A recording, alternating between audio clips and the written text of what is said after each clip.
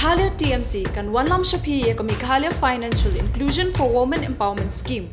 Hapo kani ka scheme on pen poi pisa shi hajating kashi banai kata kharar hajating kashi snap shaki kin thei haman la kilong yeng kum kala jingkershan bai banai. Hakane ka apnyo terek urempang Shanya kasap jong pi haki artli kisentil bat kershan ya ka Meghalaya TMC.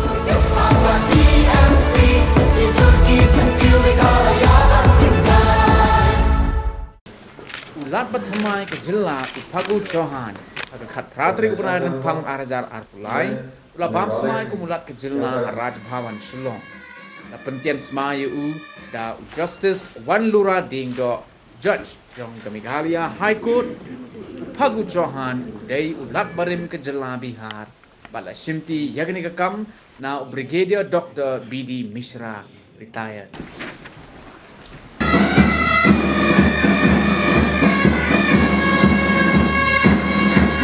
द्वारा मुल्क में निहित की गई शक्ति के आधार पर इसके द्वारा श्री फागू चौहान को इस तारीख से मेघालय की राज्यपाल नियुक्त करती हूँ, जिस तारीख को वह अपने पद के कार्यभार ग्रहण करते हैं।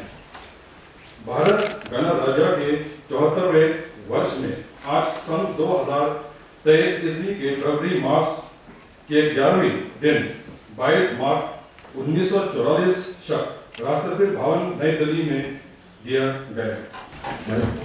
मैं फागू चौहान इसका उपदेश देता हूँ कि मैं प्रजासत्ताक में मेघालय के राज्यपाल स्थितियों का निर्वहन करूँगा तथा अपनी पूरी योग्यता संविधान और विधि का परीक्षण संरक्षण परिरक्षण करूँगा।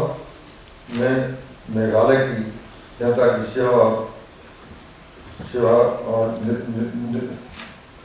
कल्याण में मेघालय की जनता की सेवा और कल्याण में इत्यादि निरत रहूंगा।